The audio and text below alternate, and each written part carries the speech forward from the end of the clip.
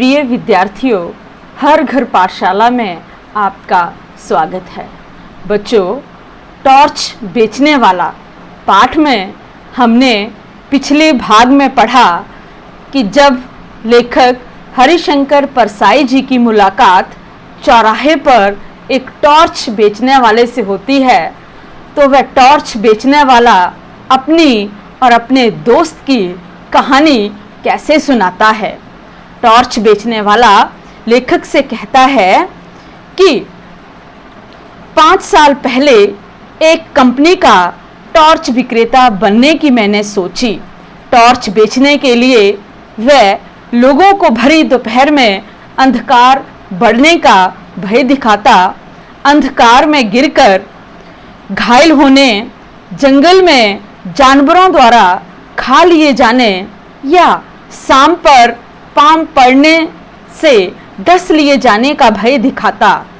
वह भयभीत ग्राहकों को समझाता कि अंधेरे से बचने का उपाय है अपने साथ टॉर्च रखना। फिर वह अपनी टॉर्च के गुण बताकर उन्हें अपनी टॉर्च बेचा करता था। ठीक कमाई हो जाती थी। 5 साल पहले दोनों दोस्तों ने फैसला किया कि वे 5 साल बाद उसी स्थान पर और समय पर एक बार फिर मिलेंगे और अपने अपने अनुभव सुनाएंगे। तो बच्चों, आज हम इस भाग में पढ़ेंगे कि कैसे उन दोनों दोस्तों की मुलाकात उसी जगह पर होती है। तो बच्चों, टॉर्च वाले ने लेखक से कहा कि वे अपने उसी मित्र से मिलने गया था। लेखक की जिज्ञासा जागी और उसने जानना चाहा कि फिर क्या हुआ। तो टॉर्च बेचने वाले ने अपनी कहानी आगे सुनाई। आगे वो कहता है कि आपने तो देखा ही है साहिब कि लोग मेरी बातें सुनकर कैसे डर जाते थे। भर दोपहर में वे अंधेरे के डर से कांपने लगते थे। आदमी को डराना कितना आसान है। लोग डर जाते, तब मैं कहता, भाइयों ये सही है कि अंधेरा है मगर प्रकाश भी है। वही प्रकाश मैं आपको देने आया हूँ। हमारी सूरज छाप टॉर्च में वह प्रकाश है जो अंधकार को दूर भगा देता है। इसी वक्त सूरज छाप टॉर्च खरीदो और अंधेरे को दूर करो। जिन भाइयों को चाहिए हाथ ऊंचा करें। साहब, मेरे टॉर्च बिक जाते और मैं मजे में जिंदगी गुजारने लगा। वायदे के मुताबिक ठीक 5 साल बाद मैं उस जगह पहुंचा जहां मुझे दोस्त से मिलना था। वहां दिन भर मैंने उसकी राह देखी, वह नहीं आया। क्या वह भूल गया या अब वह इस असार संसार में ही नहीं है? मैं उसे ढूंढने निकल पड़ा। एक शाम जब मैं एक शहर की सड़क पर चला जा रहा था, मैंने देखा कि पास के मैदान में खूब रोशनी है और एक तरफ मंच सजा है, लाउड स्पीकर लगे हैं। मैदान में हजारों नर नारी श्रद्धा से झुके बैठे हैं। मंच पर सुंदर रेशमी वस्त्रों से सजे एक भव्य पुरुष बैठे हैं। वे खूब पुष्ट हैं, संवारी हुई लंबी दाढ़ी है और पीठ पर लहराते लंबे केश हैं। मैं भीड़ के कोने में जाकर बैठ गया। भव्य पुरुष फिल्मों के संत लग रहे थे। उन्होंने गुरु गंभीर वाणी में प्रवचन शुरू कर दिया। वे इस तरह बोल रहे थे जैसे आकाश के किसी कोने से कोई रहस्यमय संदेश उनके कान में सुनाई पड़ रहा है, जिसे वे भाषण दे रहे हैं। वे कह रहे थे, मैं आज मनुष्य को एक घने अंधकार में देख रहा हूँ। उसके भीतर कुछ बुझ गया है या युग अंधकारमयी है। ये सर्वग्राही अंधकार संपूर्ण विश्व को अपने उधर में छिपाए है। आज मनुष्य इस अंधकार से घबरा उठा है। वह पथ भ्रष्ट हो गया है। पथ भ्रष्ट होना, अपने रास्ते से भूल जाना। आज आत्मा में भी अंधकार है। अंतर की आंखें ज्योतिहीन हो गई हैं, वे उसे भेद नहीं पाती। मानव आत्मा अंधकार में घुटती है। मैं देख रहा हूं कि मनुष्य की आत्मा भय और पीड़ा से त्रस्त है। इसी तरह वे बोलते गए और लोग स्तब्ध होते गए। मुझे हंसी छूट रही थी। एक दो बार दबाते दबाते भी हंसी फूट गई और पास के श्रोताओं ने मुझे डांटा। भव्य पुरुष प्रवचन के अंत पर पहुंचते हुए कहने लगे, भाइयों और बहनों, डरो मत। जहां अंधकार है वहीं प्रकाश है। अंधकार में प्रकाश की किरण है। जैसे प्रकाश में अंधकार की किंचित कालिमा है, प्रकाश भी है। प्रकाश बाहर नहीं है, उसे अंतर में खोजो। अंतर में बुझी हुई उस ज्योति को जगाओ। मैं तुम सबका उस ज्योति को जगाने के लिए आह्वान करता हूं। मैं तुम्हारे भीतर वही शाश्वत हमेशा रहने वाली ज्योति को जगाना चाहता हूं। हमारे साधना मंदिर में आकर उस ज्योति को अपने भीतर जगाओ। साहब, अब तो मैं खिलखिलाकर हंस पड़ा। पास के लोगों ने मुझे धक्का देकर भगा दिया। मैं मंच के पास जाकर खड़ा हो गया। भव्य पुरुष मंच से उतरकर कार पर चढ़े जा रहे थे। मैंने उन्हें ध्यान से पास से देखा। उनकी दाढ़ी बड़ी हुई थी, इसीलिए मैं थोड़ा झिझका, पर मेरी तो दाढ़ी नहीं थी। मैं तो उसी मौलिक रूप में था। उन्होंने मुझे पहचान लिया। बोले, अरे तुम।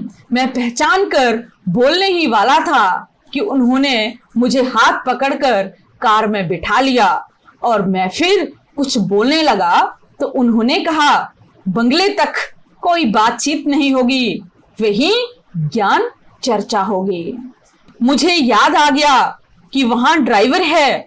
बंगले में पहुंचकर मैंने उसका ठाठ देखा। उस वैभव को देखकर मैं थोड़ा झिझका, पर तुरंत ही मैंने अपने उस दोस्त से खुलकर बातें शुरू कर दी।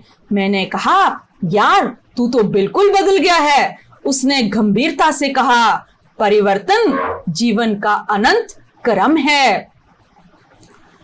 मैंने कहा, साले फिलॉसफी मत बगार, ये बता कि तूने इतनी दौलत कैसे कमा ली 5 सालों में। उसने पूछा, तुम इन सालों में क्या करते रहे? मैंने कहा, मैं तो घूम घूम कर टॉर्च बेचता रहा। सच बता, क्या तू भी टॉर्च का व्यापारी है? उसने कहा, तुझे क्या ऐसा ही लगता है? क्यों लगता है? मैंने उसे बताया कि जो बातें मैं कहता हूँ वही तू कह रहा था। मैं सीधे ढंग से कहता हूँ, तू उन्हीं बातों को रहस्यमय ढंग से कहता है। अंधेरे का डर दिखाकर लोगों को टॉर्च बेचता है तू भी अभी लोगों को अंधेरे का डर दिखा रहा था। तू भी जरूर टॉर्च बेचता है। उसने कहा, तुम मुझे नहीं जानते, मैं टॉर्च क्यों बेचूंगा? मैं साधु, दार्शनिक और संत कहलाता हूँ। मैंने कहा, तुम कुछ भी कहलाओ, बेचते तुम टॉर्च हो। तुम्हारे और मेरे प्रवचन एक जैसे हैं, चाहे कोई दार्शनिक बने, संत बने या साधु बने। अगर वह लोगों को अंधेरे का डर दिखाता है तो जरूर अपनी कंपनी का टॉर्च बेचना चाहता है। तुम जैसे लोगों के लिए हमेशा ही अंधकार छाया रहता है।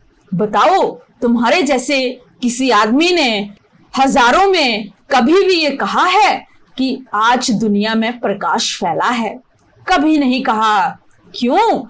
इसलिए कि उन्हें अपनी कंपनी का टॉर्च बेचना है। मैं खुद भर दोपहर में लोगों से कहता हूँ कि अंधकार छाया है, बता किस कंपनी का टॉर्च बेचता है? मेरी बातों ने उसे ठिकाने पर ला दिया। उसने सहज ढंग से कहा, तेरी बात ठीक ही है, मेरी कंपनी नई नहीं है, सनातन है। मैंने पूछा, कहाँ है तेरी दुकान?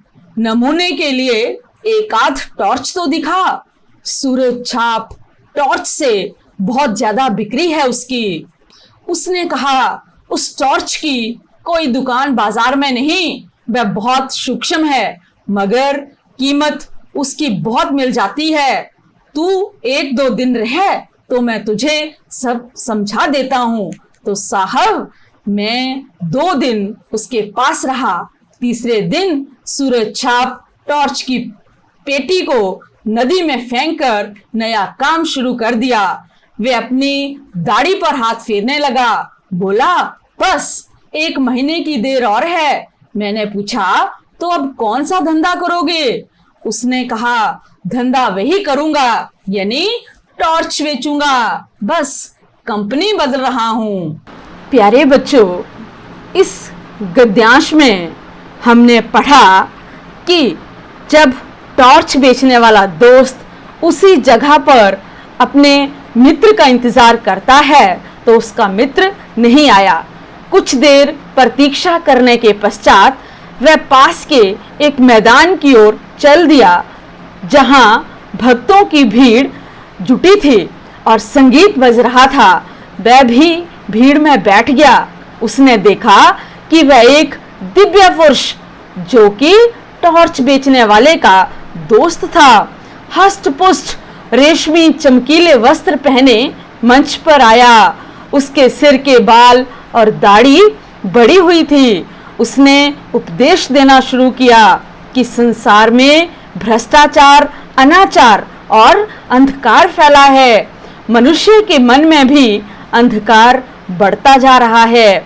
मनुष्य की आत्मा का तेज खो गया है। दुखों और परेशानियों के अंधकार से वह घिर चुका है। टॉर्च बेचने वाले ने पहचान लिया कि वह साधु और कोई नहीं, उसका पुराना मित्र है। उसे लगा कि वह भी वही काम कर रहा है जो वह स्वयं करता था। उसने हंसना चाहा तो लोगों ने उसे उठा दिया। वह मंच के पास चला गया। महात्मा की बातें सुनकर हंसता रहा। महात्मा ने मानसिक सुख शांति के लिए लोगों को अपने आश्रम में आने के लिए कहा। प्रवचन समाप्त हो गया।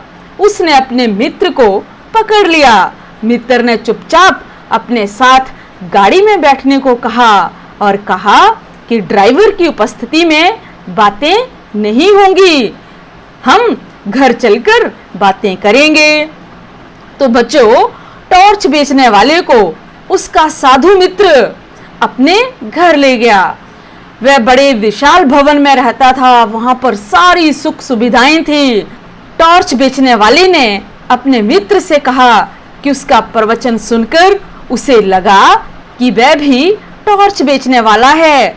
उसने कहा कि जैसे वह अपने ग्राहकों को अंधकार का भय दिखाकर अपनी टॉर्च बेचता है, वैसे ही उसका मित्र भी लोगों को मृत्यु, पीड़ा और नरक का भय दिखाकर अपनी आध्यात्मिक सूक्ष्म टॉर्च बेचता है।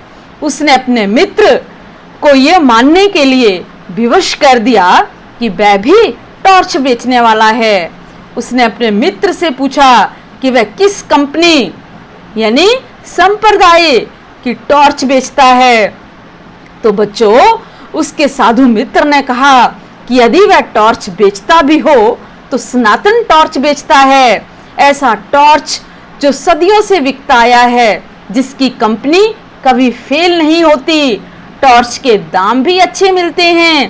टॉर्च बेचने वाला लेखक को बताता है कि मित्र की बातें सुनकर उसके भीतर की टॉर्च भी जल गई और उसने तभी अपना टॉर्च बक्सा नदी में बहाने का निर्णय ले लिया और मित्र की तरह आध्यात्मिक टॉर्च बेचने का निर्णय कर लिया। उसने बताया कि उसने अपना काम नहीं बदला है, मात्र कंपनी बदली है। उसे लगा कि अभी 1 महीना दाढ़ी बढ़ने की प्रतीक्षा करनी पड़ेगी, तभी साधु कहलाने योग्य स्वरूप बनेगा। तो प्यारे बच्चों, इस लेख में हरिशंकर परसाई जी ने धर्म के नाम पर चल रहे व्यापार को स्पष्ट किया है। धर्मगुरु लोगों की भावनाओं से खेलते हैं और उन्हें भयभीत कर अपने संप्रदाय में आने के लिए विवश करते हैं। धन्यवाद।